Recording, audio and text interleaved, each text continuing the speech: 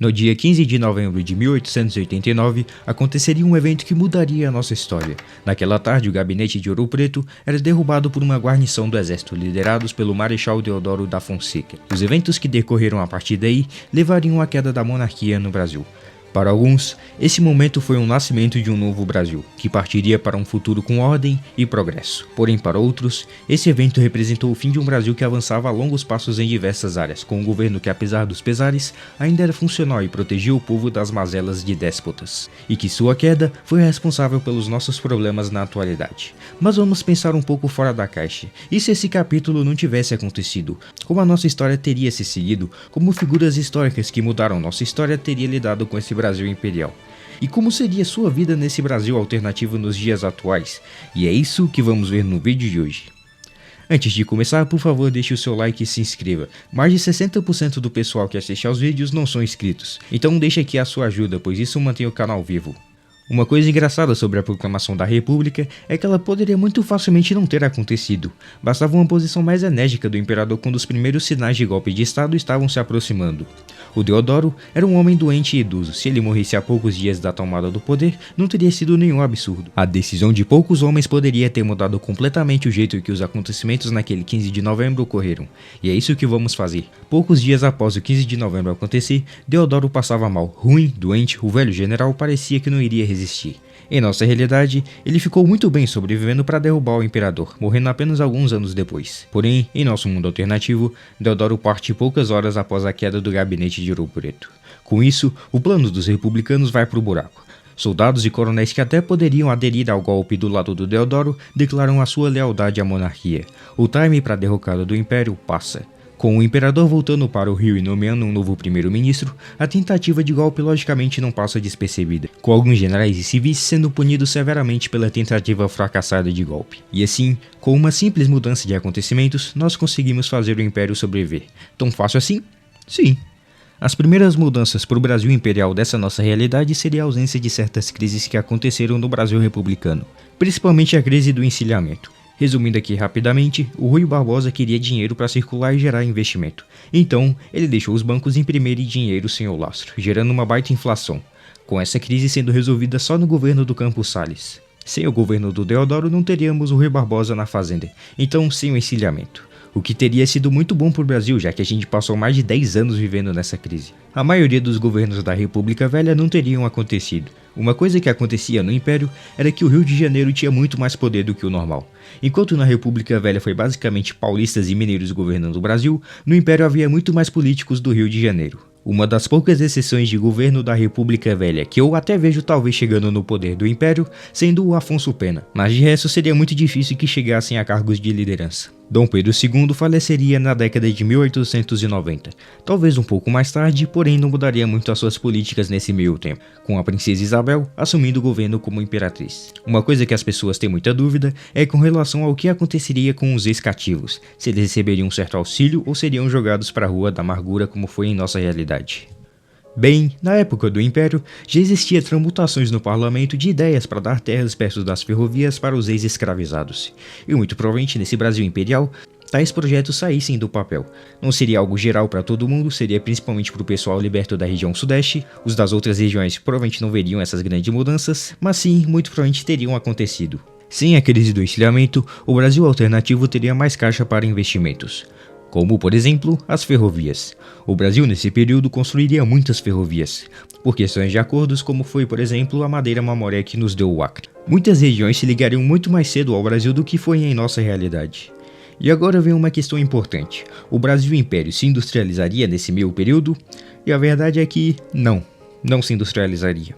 A imperatriz, mas os primeiros ministros, não tinham muitos planos claros para industrializar o país. O Brasil ainda assim seria muito ligado aos cafeicultores paulistas, e mesmo que eles não estivessem diretamente ligados ao governo como foi na República Velha, os governantes ainda dariam mais importância para eles do que para a nascente indústria brasileira. Institutos do café teriam sido fundados para ajudar os cafeicultores em caso de crises. Talvez sem as crises que aconteceram, algumas outras pessoas pudessem ter alcançado uma indústria que não existiu em nosso período. Mas mesmo com a monarquia, o Brasil ainda estaria ligado ao café. Canudos não teria acontecido. Sem o exército brasileiro exercendo influência no governo, a cidade seria como mais uma cidade no Nordeste da época. Algumas obras, como foi a construção das grandes avenidas e bulevares que foram construídos na República, poderiam continuar acontecendo, já que a visão do Rio para os estrangeiros era algo importante para o governo. Agora chegamos em um momento da história realmente importante. Após a Primeira Guerra Mundial, em que o Brasil teria se juntado ao Kaiser e levado milhões de soldados para lutar pelos impérios centrais e salvar a aliança sagrada das monarquias europeias, acho que eu me excedi um pouquinho. Então, depois de todos os eventos na Europa em que o Brasil não teria feito basicamente nada, houve a ascensão de um movimento que balançaria muito as nossas instituições, a ascensão do movimento tenentista, com os tenentes sendo soldados com a visão salvacionista do Brasil. Em nossa realidade, eles causaram grandes dores de cabeça para os governos da época.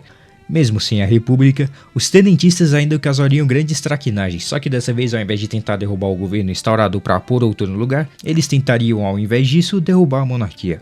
Muita gente diz que após o 15 de novembro, o Brasil Império ainda teria grandes chances de cair.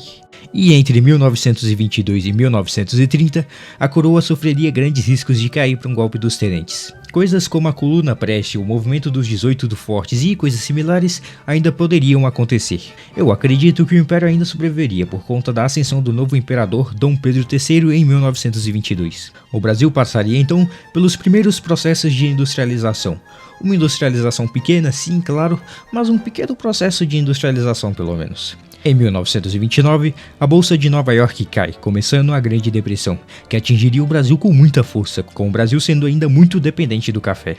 Em nosso mundo, a queda da Bolsa, mas as diversas tensões políticas por conta das eleições fraudulentas da República do Café com Leite foram responsáveis pela ascensão do Getúlio Vargas. O que não teria acontecido em nossa realidade. A ascensão política do Getúlio ao ponto de ser candidato à presidência em 1929 se deve muito ao Borges de Medeiros. Ele que fez com que o Getúlio ingressasse na política nacional, fazendo Getúlio ser eleito para deputado estadual, de maneira nem um pouco controversa. E na política nacional, fazer assim o Getúlio terá relevância política para juntar a coalizão na Aliança Liberal. Borges de Medeiros era sucessor do Júlio de Castilhos, que ganhou influência após a proclamação da República. Sem ela, Castilhos ainda assim seria relevante para a política rio-grandense, mas não ao ponto de pôr um sucessor para reinar o Rio Grande do Sul por tanto tempo. Dessa maneira, Getúlio Vargas até que poderia ter se tornado político, mas não com uma relevância nacional que teve. Um homem que poderia ter talvez chegado no poder era Washington Luiz. Ele era do Rio e tinha muita influência no círculo paulista, sendo chamado de Paulista de Macaé. Mesmo sem as falcatruas do Brasil da época, ele seria um dos nomes mais cotados para assumir a cadeira de primeiro-ministro. Mas mesmo assim, independente de tudo isso, o cara que assumisse o Brasil provavelmente teria ações até que estranhamente parecidas com a do Getúlio. O Brasil provavelmente nesse período começaria os seus primeiros processos de industrializar com mais força, dessa vez com a ajuda do Estado. Assim como em nossa realidade, demoraria um pouquinho para angariar essas novas indústrias de base do Brasil. Sem recursos, dívidas para lidar, crises econômicas internacionais ao redor do mundo, seria muito difícil. Agora eu quero entrar em um ponto bem importante aqui com vocês. E o que eu quero que vocês entendam aqui é que muitos dos erros e dos acertos que a gente teve na era Vargas, ditadura ou República Nova teriam grandes chances de se repetir. Então, as estatais, por exemplo, como a CSN, teriam grandes chances de existir. Obviamente com o apoio brasileiro aos Yankees no segundo grande conflito. Não enviaríamos tropas, de fato, mas a poderosa armada brasileira faria uma escolta nos mares do Atlântico para evitar os ataques dos U-boats alemães. Outras estatais como a Eletrobras também existiriam, já que o Brasil não tinha carvão e o método mais eficiente para a época era a energia hidroelétrica. E é claro, não vamos nos esquecer das legislações trabalhistas. Hoje em dia tá muito comum tacar a bomba no colo do Vargas e falar que ele copiou o Dutti na hora de copiar as legislações trabalhistas. Mas deixa eu te falar uma coisa, as legislações trabalhistas eram inevitáveis. Na maioria dos países do mundo, as leis laborais aumentaram consideravelmente. Querendo ou não, esse era um ciclo histórico, e o Brasil inevitavelmente participaria. O Brasil já naquela época estava passando por grandes greves por falta de segurança no trabalho. A greve de 1917 é um grande exemplo disso. No país inteiro, anarquistas e comunistas angariavam votos, por simplesmente prometer o básico nas leis trabalhistas. Criar uma CLT era muito vantajoso para quem era o líder na época, politicamente falando. Foi dessa maneira que, por exemplo, Delano Roosevelt conseguiu se eleger tantas vezes. É assim que Clement Attlee até hoje é considerado o melhor primeiro-ministro da história britânica, mesmo sendo um dos piores. E foi dessa maneira que o Getúlio Vargas foi chamado de o pai dos pobres. O primeiro-ministro que apoiasse e criasse as leis trabalhistas ganhariam muito politicamente. Sei que muitos de vocês não gostam delas, mas elas são meio que inevitáveis. Seguindo nossa história, chegamos na década de 50. Em nosso mundo dos Estados Unidos do Brasil, tivemos o Juscelino Kubitschek construindo Brasília. E aí muitos debatem se Brasília ainda seria construída, e eu acredito que não. Apesar de ter sido uma ideia antiga lá do José Bonifácio, politicamente falando nesse Brasil imperial, seria muito mais difícil de se fazer um projeto como esse. O Rio de Janeiro ainda seria muito poderoso e não iria querer ceder como capital. O Império, apesar de certos períodos, foi relativamente responsável em seus planos. E segundo, acho muito difícil a família imperial querer se mudar do Rio onde eles já estavam consolidados para se mudar para tão longe assim. A ideia era antiga, mas muitas ideias antigas não vingaram também. E Brasília provavelmente seria uma delas. Apesar de gostar de Brasília, eu tenho que ser realista. Sem o JK, Brasília provavelmente não teria saído do papel. Em um mundo dividido em bloco capitalista e bloco comunista, e o Brasil sendo obviamente parte do bloco capitalista, nós não veríamos a ascensão da ditadura cívico-militar. Mas, mesmo assim, se caso o parlamento tivesse elegido um primeiro-ministro um pouco mais suspeito, um pouco mais às esquerdas, provavelmente teria pressão dos gringos para tirar o cara do poder, que nem aconteceu lá no Irã. Mas a monarquia em si não teria caído. Temos então que falar nesse momento de política nacional. Porque, pelo menos para mim, esse período de 1960 a 1994 foi o período mais importante da nossa história. Foi aqui onde, com as políticas certas, poderíamos ter seguido o caminho dos tigres asiáticos e o Japão, e ser uma nação rica e industrializada. Ou então poderíamos ter seguido um caminho mais modesto, e ser um país que não é tão ruim assim, porém com muitas barreiras. Ou então poderíamos ter seguido o caminho do Brasil moderno. Em nossa realidade, o Brasil teve muita gente com ideias. Ideias muito ruins, diga-se de passagem. Principalmente para a área econômica. O que o Brasil optou nesse período para se industrializar foi a substituição de importações, o que, para surpresa de uns, não é uma estratégia ruim, mas o modo que foi feito no Brasil foi podre. Vou usar aqui de exemplo a indústria dos computadores, mas o que for dito aqui pode ser estendido para outros ramos da indústria, como os automóveis. Os primeiros projetos surgiram pré-64, com o ITA fazendo alguns projetos de computadores. Quando os militares tomaram conta do poder, houve avanços por um lado e retrocessos do outro. Muitos pesquisadores e cientistas deixaram o que estavam fazendo partindo para trabalhar fora do Brasil, e muitos não receberam apoio por conta de ideologia. Mas também houveram muitos avanços por questão de segurança. Em nosso mundo, os computadores cresceram muito, até de certa forma competindo com o dos gringos. Mas o exagerado protecionismo fez com que as nossas tecnologias com o tempo perdessem competitividade para os países de fora. E quando a revolução dos computadores aconteceu, a nossa indústria, apesar de ter tentado, não conseguiu a tempo alcançar os de fora. E quando o mercado finalmente abriu, elas faliram. Tem um vídeo excelente do canal Asianometry que explica muito bem como a nossa indústria cresceu, se manteve e faliu. Tá em inglês. Se você entender, vai estar aqui na descrição. Não há nada que impeça que um primeiro-ministro tenha tido algumas decisões ruins, como algumas obras muito caras ou uma ou outra política econômica que não tenha dado muito certo. Mas com uma sucessão tão grande assim, não teria acontecido. Muitas crises não teriam acontecido, principalmente as relacionadas à inflação. O Império sim teria gastado dinheiro com obras meio carinhas. Talvez tivesse saído a Transamazônica, uma Itaipu, mas tantas e tantas e tantas em sucessão, não.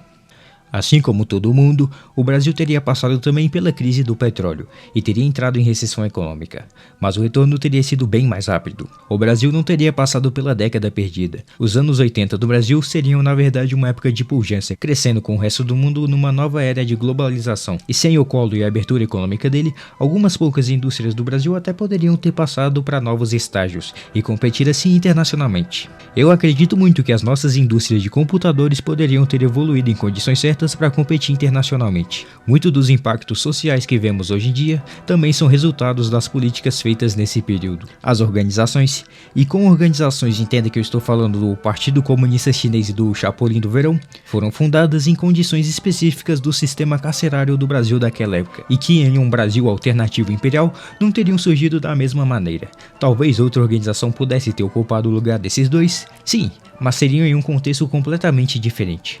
A década de 80 do Brasil teria sido mais fácil, seguindo assim para o Brasil em 1990 sem a hiperinflação.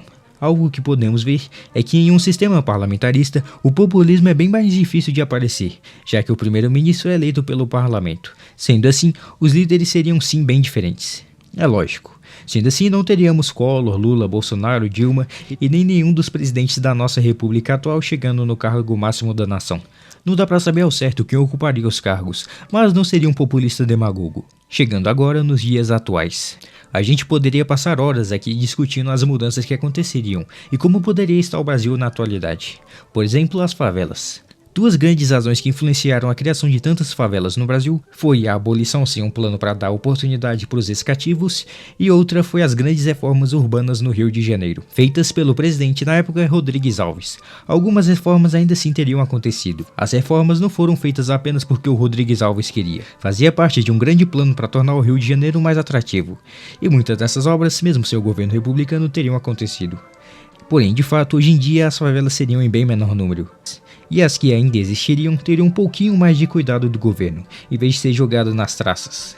Mesmo sem a industrialização do Vargas, que foi sim muito importante para o Brasil, eu acredito que o Brasil teria sim uma porcentagem maior da indústria no PIB, simplesmente por conta da ausência da década perdida e a ascensão do Collor.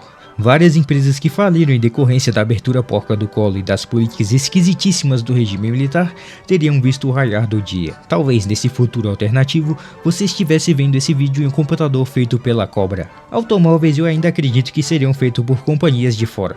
O Gurgel infelizmente nunca esteve perto de construir um carro que pudesse ser competitivo internacionalmente. Vendo esse vídeo você até pode pensar que eu seja monarquista, mas a verdade é que não, eu não sou. Mesmo assim, eu acredito que o Brasil estaria em uma situação melhor. Não porque o governo imperial do Brasil era muito superior, mas sim pela ausência de muitas pessoas e más ideias que ferraram muita gente no longo prazo. Entretanto, uma coisa que a gente tem que notar é que esse Brasil seria muito diferente do nosso em muitos valores que vão além do PIB. Culturalmente a gente seria um pouco diferente. Quando a monarquia caiu, o Brasil ainda era um país em formação cultural, e uma grande parte do que a gente diz que é cultura brasileira foi moldado na República.